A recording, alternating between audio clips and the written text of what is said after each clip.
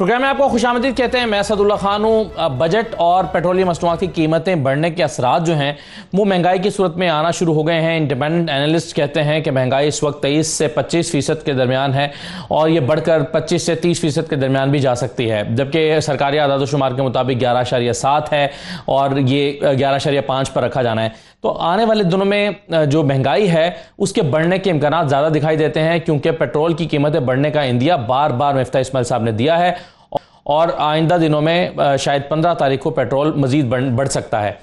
उसके बाद महंगाई का एक और तूफ़ान आएगा।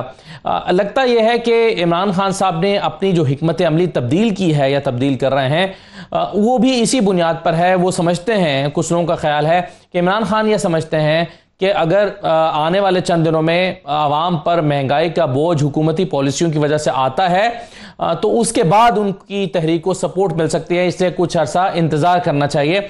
और बहुत सारे लोग जो पाकिस्तान तहरीक इंसाफ के अंदर भी ये राय रखते हैं कि शायद अब इलेक्शंस को एक आध महीना 2 महीने इसका ऐलान भी डिले हो जाए तो इससे फ़ायदा ही होगा, नुकसान नहीं होगा। तो इमरान खान अपनी नई स्ट्रैटेजी जो है वो किस बुनियाद पर बना रहे हैं, इस पर हम बात करेंगे। साथ ही साथ मोनिस इलाही के खिलाफ FIA की जानिब से मनी लॉन्ड्रिंग की तहकीकात का असर-ए-नौ फैसला किया गया है। पहले भी तहकीकात हुई थी, फिर से तहकीकात करने का फैसला है।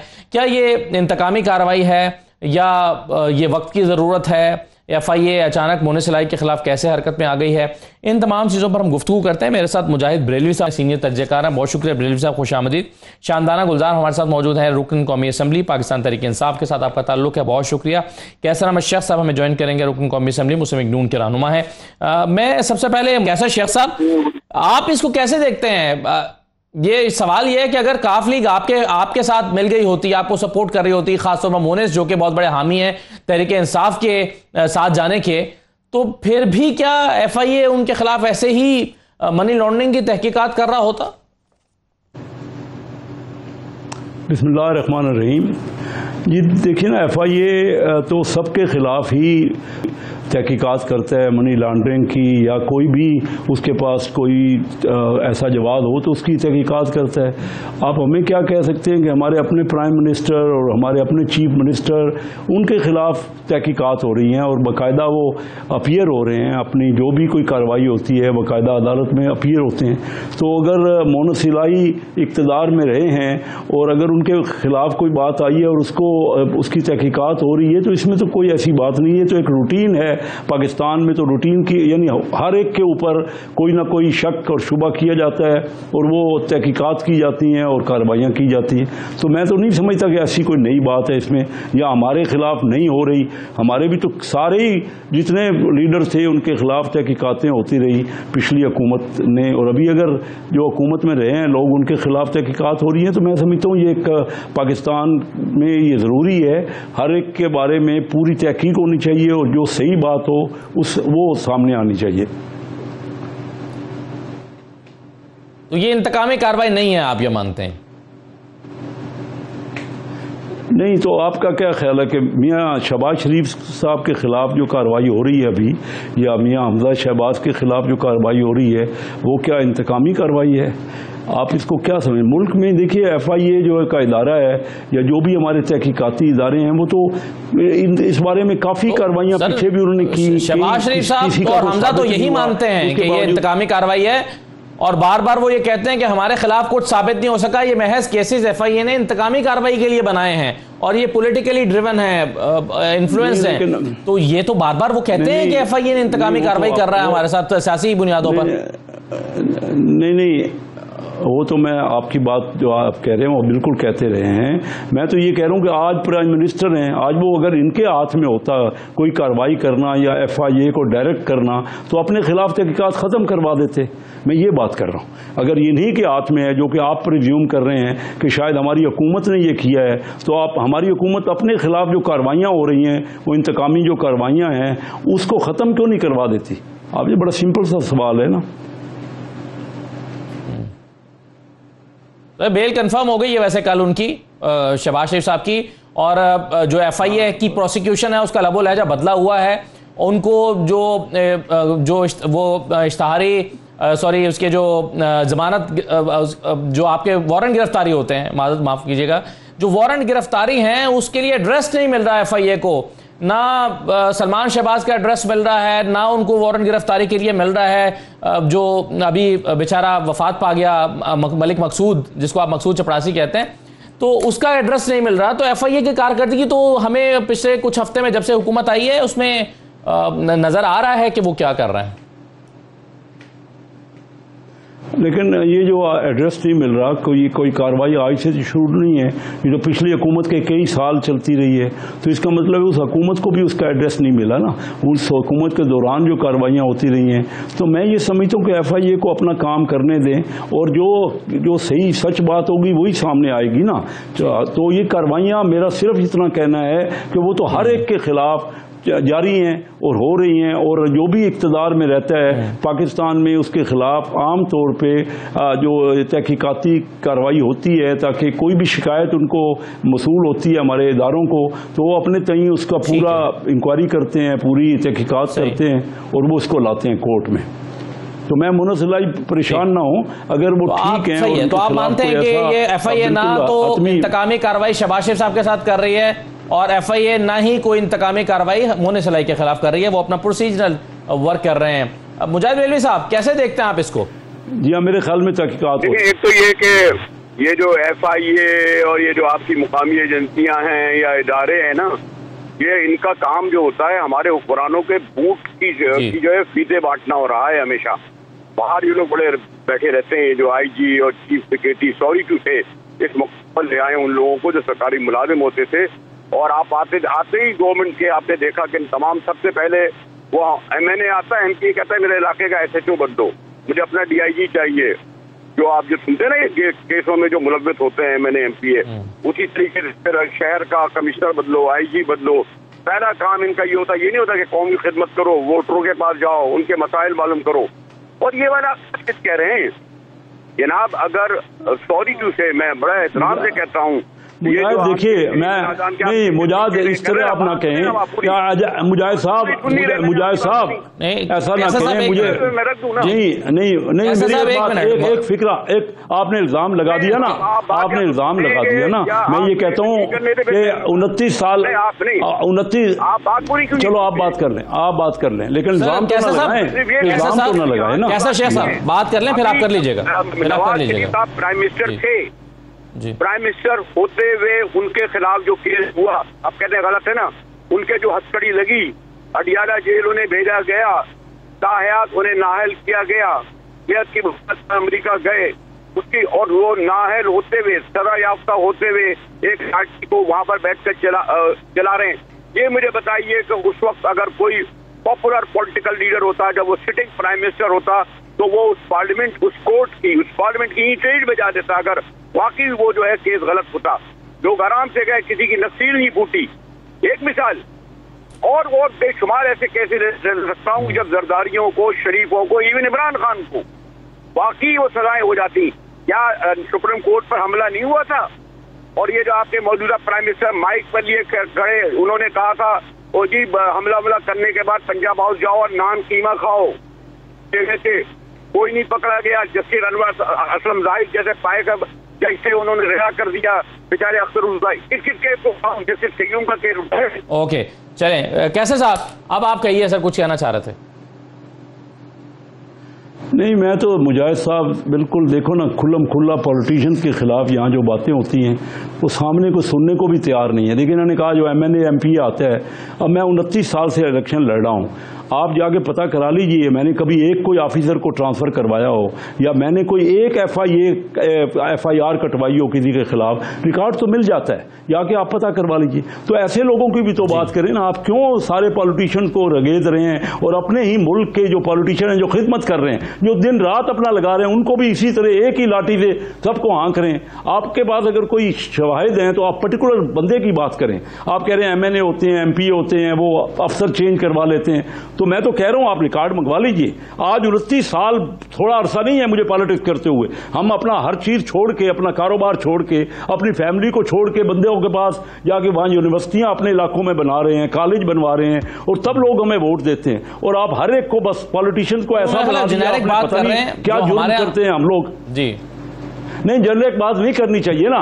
जो ये तो वही तो मेरा एतराज है कि क्यों जेनरिक एमएनए पे आप इल्जाम लगा देते हैं। चलें, इसका जवाब एमएनए ऐसे हैं, कुछ ऐसे हैं। इसका जवाब तो बरेलवी साहब देंगे जी, ठीक है। चलें, इसका जवाब तो बरेलवी साहब देंगे। कि शानदाना साहब का सवाल यह था कि इस पर बहुत सारे लोगों को ये एतराज़ है कि जी इंतकामी कार्रवाई हो रही है मोनिस के खिलाफ। मेरा सवाल यह है कि एक प्रोसेस है, अगर एफआईए के इदारा है वो उनके खिलाफ कार्रवाई तहकीकात करता है, और अगर उन्होंने कुछ नहीं किया, बेकसूर साबित हो जाएंगे, तो क्या इस पर प्रोटेस्ट करना चाहिए? शुक्रिया असद साहब। देखिए, अगर आपको याद है हमारी हुकूमत में, जब हमारी हुकूमत थी तो सबसे पहले केस, बल्कि हमारी हुकूमत आने से पहले जहांगीर तरीन साहब जो अभी पीडीएम के हो गए हैं, उन पे केस उनको सुप्रीम कोर्ट ने एक दफ़ा वो किया, डिस्क्वालीफाई किया। फिर उनका इंटरिम रिव्यू था, फिर इंटरिम रिव्यू में उसने अपनी डिसीजन कंफर्म की। इसी तरह आपने कभी किसी पीटीआई वाले को एटलीस्ट ने देखा होगा कि प्रोटेस्ट कर रहा हो कि क्यों आपने ऐसा किया, बस जो हो गया सो हो गया।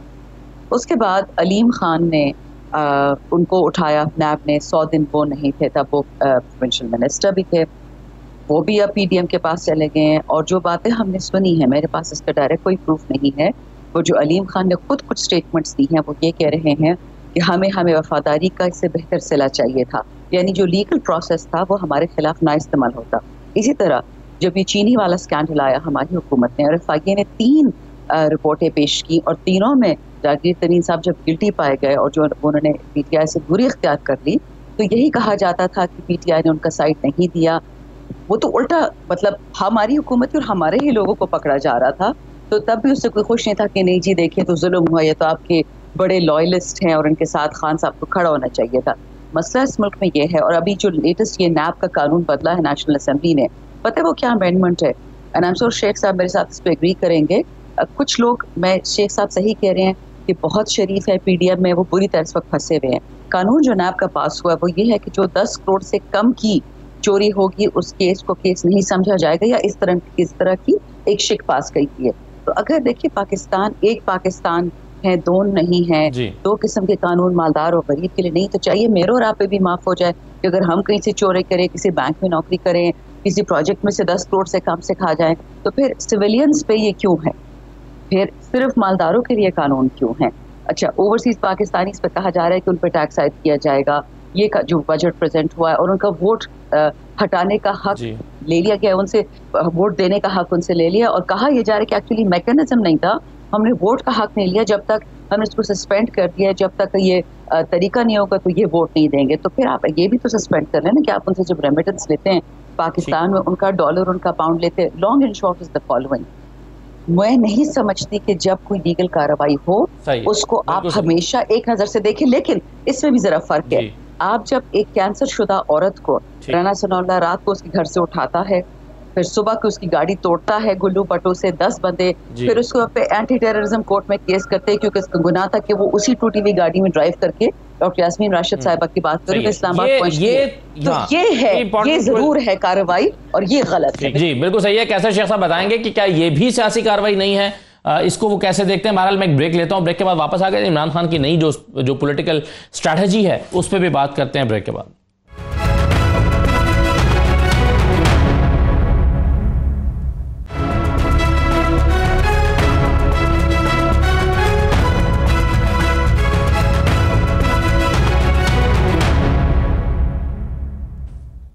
दोबारा आपको खुशामद कहते हैं प्रोग्राम में। मुजाहिद बरेलवी साहब, इमरान खान साहब ने ऐसा लगता है अपनी सियासी हिकमत अमली तब्दील की है, और उसकी एक वजह यह समझ में आती है कि इमरान खान साहब या उनकी पार्टी के अंदर एक ये सोच मौजूद है कि जो महंगाई का तूफान आ रहा है या आने वाला है, उसको ज़रा टेस्ट कर लिया जाए कि अवाम उस पर क्या रिएक्शन देते हैं, उसके असरात मुरतब हो जाने दिए जाएं, उसके बाद अपनी हिकमत अमली अगली इख्तियार की जाए। आप कैसे देखते हैं? इमरान खान साहब लॉन्ग मार्च पर नहीं जा रहे, फौरी एहतजाज पर नहीं जा रहे, खामोश हैं, क्या वजह है?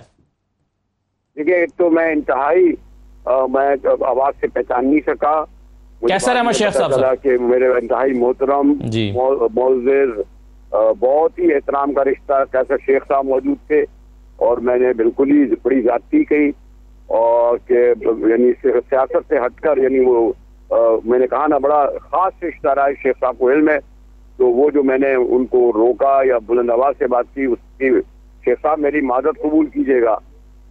कोई और नून लीग का राणा साहब वगैरह होते ना तो उनसे गुफ्तगू कर लेता मैं इस तरह की। सही सही।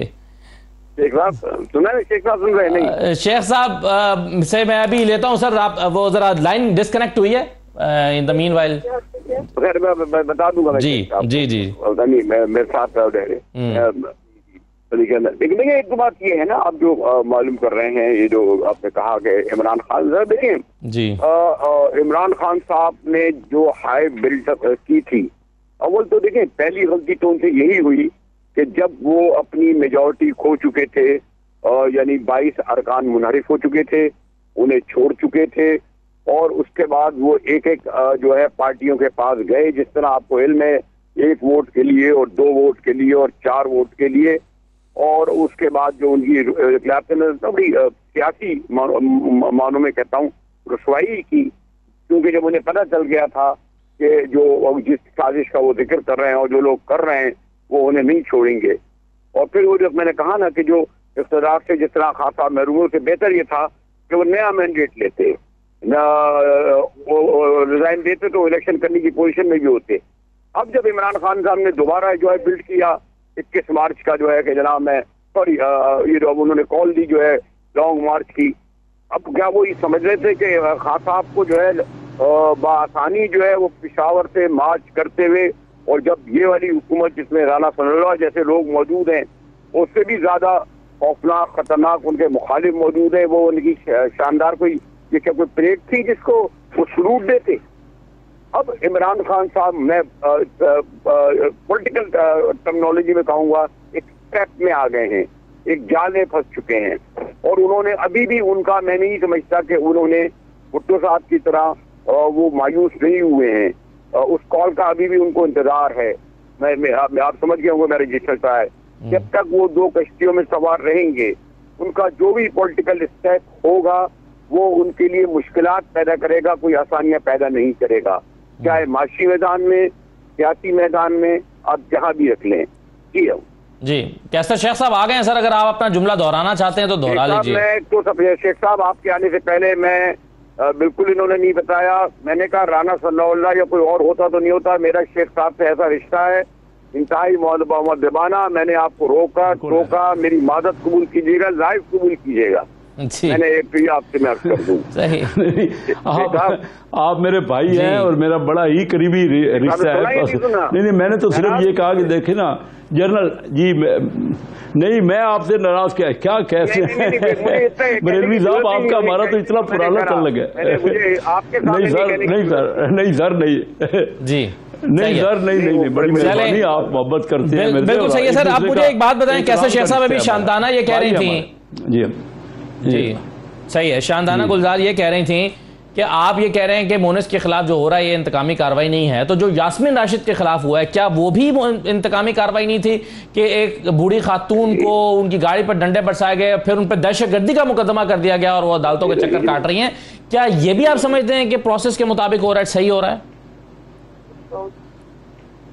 नहीं देखिए, बात सुनिए, मैं आपको क्लियर करूँ ना, शानदाना नहायत ही अच्छी बात करती हैं और मेरा उनसे भी बहुत ही करीबी तल्लक है। बात तो सिर्फ ये हो रही है, असल देखिए बात ये हमारे यहाँ अब डेमोक्रेसी तो मैच्योर हो गई है, बहुत सी हुकूमतें आई यहाँ पे, पिछले दिनों काफ की हुकूमत भी आई, पीपल पार्टी की हुकूमत आई, मुस्लिम लीग की आई, PTI की आई, तो सबके दौर में यही होता रहा। अगर ये इसमें देखिए हम कहते हैं कि नहीं होना चाहिए, लेकिन उसका हल या तदारक क्या है? कोई और पार्टी रह गई है जिसकी हुकूमत ना, जो आप किसी एक का दौर मुझे बता दें, तो या मुझे तरीका बता दें कि क्या ठीक है और क्या गलत है। हमारे को ये तो कहते रहे, अब अगर हमारे इदारे नहीं, तो फिर आप ये कह रहे हैं कि ये इसलिए हो रहा है कि ये पिछले दौर में भी हो रहा था, तो इसी को शेख साहब इसी को तो इंतकामी कार्रवाई कहते हैं कि चूंकि पिछली मरतबा हम पर हुआ था इसलिए अब भी हो रहा है। नहीं, मैं ये नहीं कह रहा, नहीं मैं ये नहीं कह रहा, कतन ये बात नहीं, शायद आपने मेरी पूरी बात समझी नहीं भाई। इसमें कुछ हकीकत तो होगी कि हर बार यही होता है, तो क्या करना चाहिए आखिर ये, और क्या कौन करेगा? बात तो ये हो रही है, मैं नहीं कह रहा कि हम पर भी हो रहा है तो इन पे होना चाहिए, कतन ये नहीं कह रहा। मैं कह रहा हूँ यही हमारे यहाँ होता रहा है और यही हो रहा है, ये तो आप मानेंगे ना कि या कोई हुकूमत मुझे बता दें जिसमें ये, तो ये अदालतें आज़ाद हैं, ये काम तो अदालतों का है ना, या उनका है, तो वो किस तरह आपस में एक दूसरे के से डील कर। इसमें आप और मैं क्या कोई जरा कोई किसी के ऊपर कह सकते हैं कि ये गलत हुआ वो गलत हुआ। मैं तो अदालत नहीं हूं। अब ये चीजें हमारे एक कानून के तहत हो रही हैं, और एक कानून है मैं ये नहीं कह रहा आज जो हो रहा है, मैं कह रहा हूं जो कुछ भी होता रहा थ्रू आउट, उसका हल तो हमें ढूंढना पड़ेगा ना मिलजुल के। इसीलिए तो मैं कहता हूं कि कहीं हम कोई लाया अमल बना लें, हम चार्टर ऑफ इकॉनमी भी करें और चार्टर ऑफ डेमोक्रेसी भी करें, सारी पार्टियां बैठें और जो भी है ये तमाम बातें आपस में डिस्कस करें। हम ये जमहूरी पार्टियां हैं, क्या वजह है कि हम पॉलिटिकल लोग आपस में बैठ के डिस्कस नहीं कर सकते? बिल्कुल सही है। ये प्राइम मिनिस्टर ने पिछले दिनों ग्रैंड डायलॉग की दावत दी।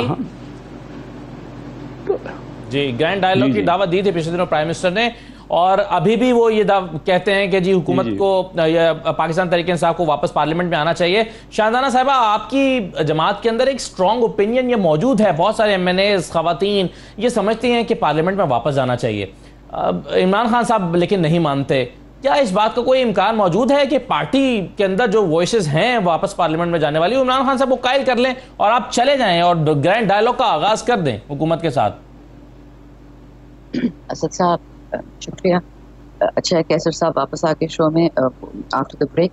कैसर साहब हमारे एक सीनियर हैं, मेरे उनके वालिद से भी बहुत अच्छी सलाम दुआ थी, हमने इनसे बहुत कुछ सीखा है, और ये उन कुछ लोगों में से हैं जो इकोनॉमी को समझते हैं। बदकिस्मती ये है PDM के भी, पाकिस्तान के भी, कि कैसर शेख साहब लोग जैसे नहीं हैं उसमें काबीना में, और जिस तरह हम पे तनकीद होती थी कि अनइलेक्टेड एडवाइजर्स पाकिस्तान की इकोनॉमी चला रहे हैं, इस तरह भी एक अनइलेक्टेड एडवाइज़र और एक पाकिस्तान से बाहर है एडवाइज़र, जो भी उनकी पोजीशन है, वो इकॉनमी चलाने की कोशिश करें।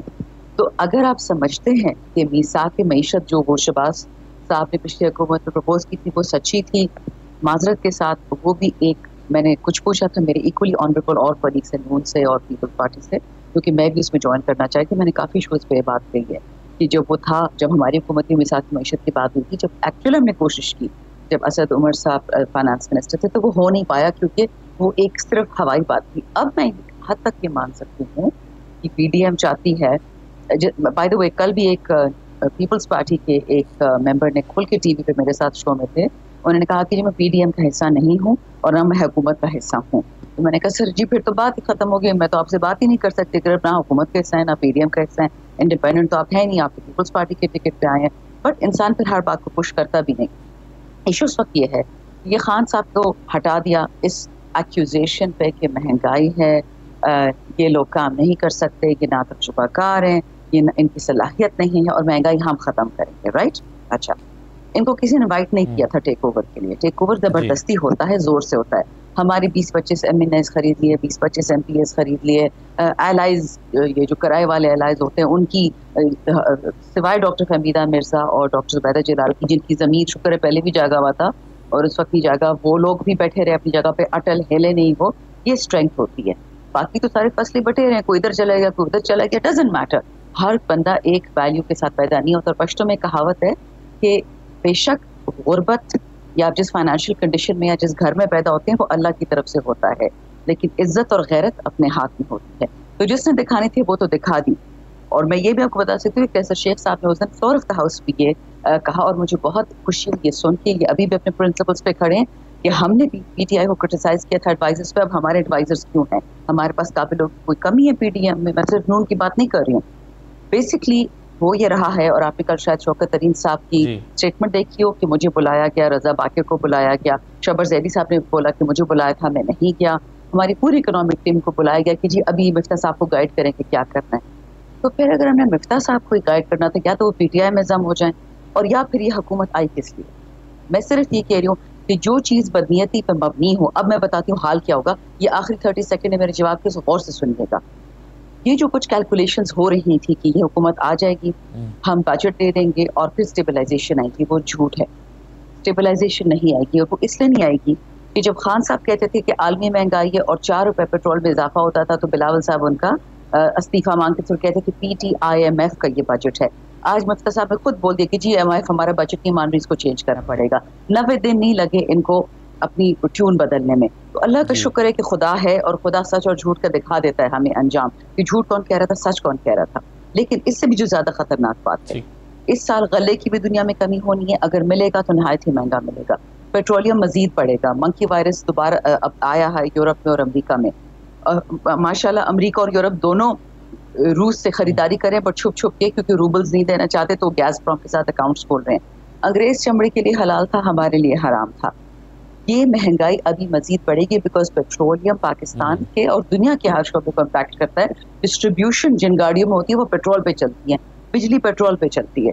तो माजरत के साथ ये मुझे कोई कामयाबी नहीं नजर आ रही, कोई मुझे लोगों के लिए रिलीफ नहीं नजर आ रहा। और इससे एक और भी खतरनाक बात, ये हुकूमत इस वक्त 2 MNAs पे खड़ी है, 173 MNAs हैं, ठीक है। 2 की खुदा नखास्ता वफात हो जाते, बीमार हो जाते, चले जाते हैं। कौन सी हुकूमत, याद रखिए बिजनेस जो है ना, इंटरेस्ट ये प्रॉफिट पे चलता है, चैरिटी पे नहीं चलता।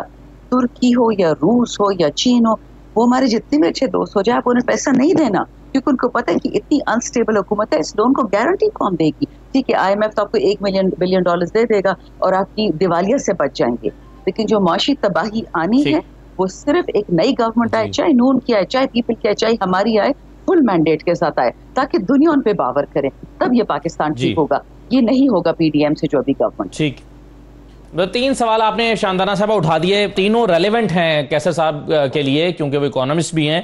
और आपने कहा कि कमज़ोर हुकूमत को कौन पैसे देगा, फिर रूस से तेल हम क्यों नहीं ले रहे। फिर आपने एक सवाल उठाया कि अगर महंगाई की वजह से इमरान खान को हटाया गया तो महंगाई तो बढ़ रही है और आने वाले दिनों में बढ़ेगी, तो फिर जस्टिफिकेशन क्या है इमरान खान को हटाने की। तीनों सवालों का जवाब कैसर साहब देंगे। एक ब्रेक के बाद वापस आते हैं।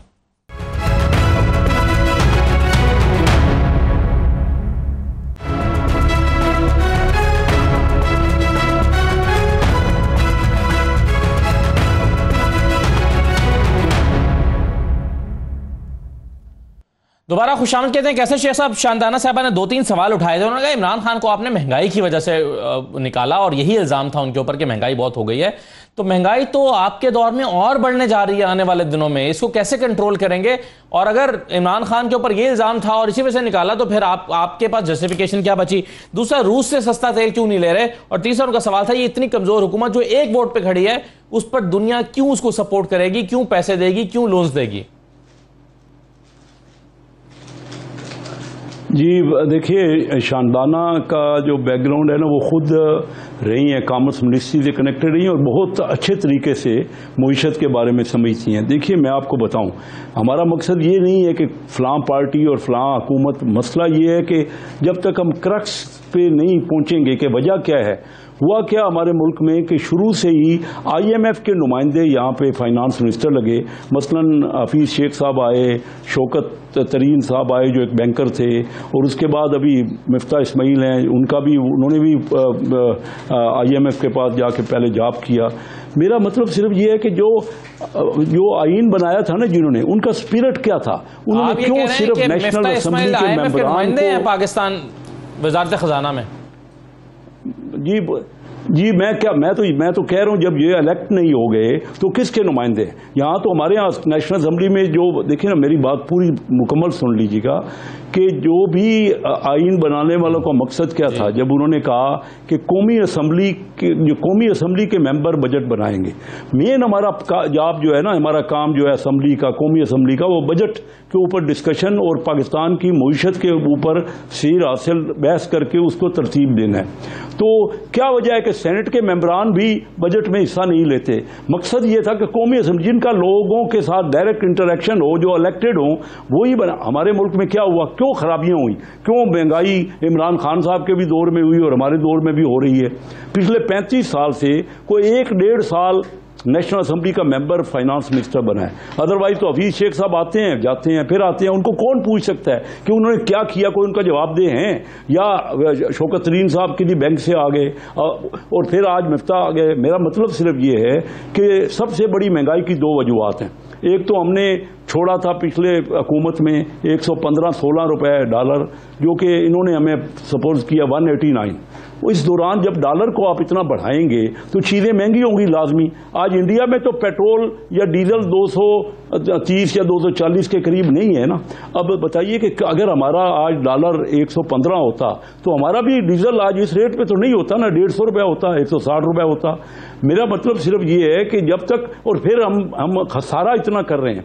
बजट का खसारा जो है पिछली बार अभी ये उन्होंने छोड़ा है कोई 5,600 अरब रुपए का खसारा छोड़ दीजिए। जब आप खसारा करेंगे या तो नोट छापेंगे या कर्ज लेंगे। सबसे बड़ा हमारा जो खर्चा है ना, हमारे यहाँ डिफेंस का भी खर्चा कम हो रहा है। आज से 4 साल पहले डिफेंस जो है 10 अरब डॉलर था पाकिस्तान का, आज 7.5 अरब डॉलर हो गया डिफेंस का। हम हर चीज को तो घटा रहे हैं, तरक्याती प्रोग्राम ही घट रहा है। जो लोगों पे तरक्याती किस पे बढ़ क्या रहा है? बढ़ रहा है सूद, इंटरेस्ट। और सिर्फ IMF से कर्जा आप लेते रहो, वर्ल्ड बैंक से लेते रहो, अपना डिफॉल्ट बचाते रहो, और फाइनेंस मिनिस्टर सारा दिन यही मसरूफ है, पूरा इसी काम में लगा हुआ है कि किसी तरह मैं अपना डिफॉल्ट को बचा लूं और कर्जा ले। यही हो रहा था और यही हो रहा है, यही हो रहा था पिछली हुकूमत में, यही अब हो रहा है। तो फिर हुकूमत को 5 साल पूरे करने दिए जाते। बुनियादी सवाल ये है ना, अगर आपने कोई चेंज नहीं करना था और यही करना था जो पहले भी IMF का नुमाइंदा था, अब भी IMF का नुमाइंदा यहां पर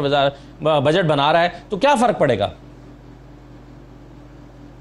तो फर्क तो देखो, हमारा ख्याल था ना कि हम जब तब्दील करेंगे। मैं देखिए क्यों आया हूं सियासत में, बड़ी खुल के आज बात कर रहा हूं, क्योंकि मैं 29 साल से, मेरी फैमिली वाहिद फैमिली है जो पाकिस्तान में Karachi chamber of commerce industry के मैं वोट लेके, बिजनेस कम्युनिटी के हाईएस्ट नंबर ऑफ वोट लेके मेरा रिकॉर्ड है। और मिफ्ता इस्माइल के भाई को हमने दिया टिकट दिया तो वो वहाँ इलेक्शन नहीं जीता। इन्हीं के चचा मेरे साथ थे, वो मेरे मैनेजिंग कमेटी के हमारे साथ मेंबर थे, मोहतरम हबीब अहमद साहब, और उनका इंतकाल हुआ जब आज से 35 साल पहले मैं सदर था। तो मैं ही छोड़ के Lahore chamber of commerce industry का मेरा बेटा वहां सदर रहा, तो लोगों के वोटों से, और फैसलाबाद में भी यही हमारी नुमाइंदगी रही, पहली फैमिली। तो मैंने समझा कि इस हाउस में जाऊं जहां पे असल फाइनेंशियल मैटर्स को डिबेट किया जाता है और डिस्कस किया है, लेकिन कोई फायदा नहीं है वहां। कोई ये बजट अभी आया है ना, हमें तो कोई पूछा ही नहीं गया। मैं मुस्लिम लीग की बिजनेस और कॉमर्स विंग का प्रेसिडेंट हूं। इन ओहदों से का मतलब क्या है मुझे ये समझ नहीं आती, मैंने क्या करना है जब किसी से एडवाइस ही नहीं ली जाती। या ब्यूरोक्रेट बजट बनाता है और या बाहर से आए हुए लोग जो बैंकर होते हैं वो बजट बनाते हैं। तो ये असेंबली के जब नुमाइंदे ही नहीं होंगे तो आप तो ज्यादा ज्यादा खसारा करते रहेंगे। आपने इकोनॉमिक हिटमैन आप पढ़ लें, किताब है, उसमें खुद IMF के जो उनके रिटायर्ड बड़े बड़े ऑफिसर्स हैं जो पोस्टों से आए हैं, वो खुद कह रहे हैं कि डेवलपिंग कंट्रीज को हम ज्यादा ज्यादा कर्जा देते हैं ताकि वो मजबूर हो जाएं हमारी हर शर्त को मानने पर, और फिर वो डेवलप ही नहीं कर सकें। क्या हुआ है ये तो एक, और वो किताब बहुत ज्यादा बेस्ट सेलिंग हुई है, बहुत ज्यादा बिकी है वो किताब। मेरा मतलब सिर्फ ये कि हमें समझना चाहिए हमारा मुल्क कैसे आगे बढ़ेगा। आखिर बांग्लादेश आज उनका रिजर्व जो है वो 70-75 अरब डॉलर है, इंडिया के पास 670 अरब डॉलर है, हमारे पास 9 अरब डॉलर रह गए। ये कितने महीने का, ये तो 1.5 महीने की इम्पोर्ट के बराबर भी नहीं है। और हर एक आप लोगों से तो किसी ने मशवरा नहीं किया। अलार्मिंग बात ये, और सही है, बिल्कुल सही है। ये बड़ी तशवीश की बात है कि जो पार्लियामेंटेरियंस हैं उनसे मशवरा तक नहीं किया गया बजट बनाने के लिए। और आप समझते हैं कि मिफ्ता इस्माइल जो है वो IMF के नुमाइंदे हैं पाकिस्तान में और उन्हीं की पॉलिसीज के मुताबिक काम कर रहे हैं। शानदाना साहिबा, मुझे ये बताइए कि अब इमरान खान साहब की जो इस वक्त, या पाकिस्तान तहरीक इंसाफ की जो स्ट्रेटजी नजर आ रही है, जो इब्तिदा में मैंने सवाल उठाया था, वो थोड़ी सी मुख्तलिफ नजर आ रही है। अब उनको जल्दी नहीं है लॉन्ग मार्च की, सड़कों पर आने की। हिकमत अमली में तब्दीली किस वजह से है? शुक्रिया असद साहब। देखिए, ऐसी कोई हिकमत अमली में चेंज नहीं है। हम 3 दिन पहले खान साहब से मिले हैं, सिर्फ ये था, और खान साहब ने खुल के कहा, ये TV पे भी आया कि पहली दफ़ा पाकिस्तान की हिस्ट्री में हुआ है कि अफवाज पाकिस्तान ने, अगर आपको याद है, या पाकिस्तान की फोर्सेज ने, अफवाज तो नहीं बट वहाँ पे जो फोर्सेज थी डी चौक में, उन्होंने निहत्तों पे, औरतों पे, माजूरों पे, बच्चों पे वार किया। सुप्रीम कोर्ट के मना करने के बावजूद केस खान साहब पे कर दिया उल्टा, लेकिन ये खुद राना सनाउल्लाह की ministry contempt of supreme court में है। उसको अभी ना अरेस्ट किया गया ना उस पर कोई बात कर रहा है, बल्कि सुना यह है, पता नहीं सच है कि झूठ है, कि कल ISI ने कोई रिपोर्ट सुप्रीम कोर्ट को पेश की है कि जी ये निहत्तों, ये सब खून रेजी के रिस्पॉन्सिबल है। हमारे लाहौर में वर्कर ब्रिज से फेंक के मार दिया गया, इस तरह मर्दान में मार दिया गया। डॉक्टर नशीद, मैंने उनकी रस्मी नशीद की बात की, हमारा कुछ नहीं बदला, लेकिन हमने इस वक्त गारंटी करना है कि अगर हमें अमनो अमान से, जो हमारी आईनी कॉन्स्टिट्यूशन आर्टिकल 13 से 17 तक पढ़ ले, हमारी जो अल्लाह ने भी और इस आइन ने भी हमें इजाज़त दी है पीसफुल प्रोटेस्ट करनी, याद रखें कभी भी आप बच्चे और औरतें उस नहीं लेके जाते मजमे में, या उस 18 घंटे मुझे लगे थे पेशावर से इस्लामाबाद पहुंचने में, उस जुलूस में जहां आपको खतरा हो कि आप पे कोई हाथ उठाए। वहाँ तो उन्होंने अब ये भी पता चला झूठ कह रहे थे एक्सपायर्ड टीयर गैस तो नहीं थी, कुछ फौजियों ने बताया रिटायर्ड नहीं तो CS गैस थी। एक हफ्ता हमारे लोग अस्पताल में पड़े हैं। तो हम सिर्फ ये अवॉइड करना चाह रहे। देखिए क्लैश तो होगा और क्लैश करना हमारा जमहूरी हक है। इनके 5-5 दफा जत्थे आए इस्लामाबाद, हमने कभी इनको नहीं कहा और कोई आता भी नहीं था। ये लोग जलसा करते थे, 50 लोग आते थे, खाना खा के चले जाते थे। वहाँ तो लाखों लोग आए थे। मैं खुद गाड़ी में लिटरली पक गई थी क्योंकि 18 घंटे अब गाड़ी में खड़े रहे। AC भी काम छोड़ देता है, स्टील की गाड़ी बाहर बनते थे, मैं निकल नहीं सकती थी। Let me just tell you, हमारा कुछ नहीं बदला। ये हमारा हक है प्रोटेस्ट करना। अवाम हमारे साथ खड़ी है और मैंने कितने शोज में कहा, मैं खुद के बोर हो गई अपनी बात से कि हम तो 135 XMNAs डाल दें हम सबको जेल में। अब क्या ख्याल है, अवाम नहीं निकलेगी? फिर भी सबके सब निकलेंगे। आप देख लीजिएगा, जब तक इस मुल्क में इंसाफ नहीं होगा, हक की बात नहीं होगी, यही हालात रहेंगे। And I agree with Sheikh साहब, ये पाकिस्तान बना सिर्फ मालदारों के लिए, एलीट्स के लिए, कि एलीट खाएं और बाकी सारे उनके गुलाम बने। बहुत शुक्रिया शानदाना गुलजार साहबा, कैसर अहमद शेख साहब, मुजाहिद बरेलवी साहब प्रोग्राम में शिरकत करने के लिए। इजाज़त दीजिए, अल्लाह हाफिज़।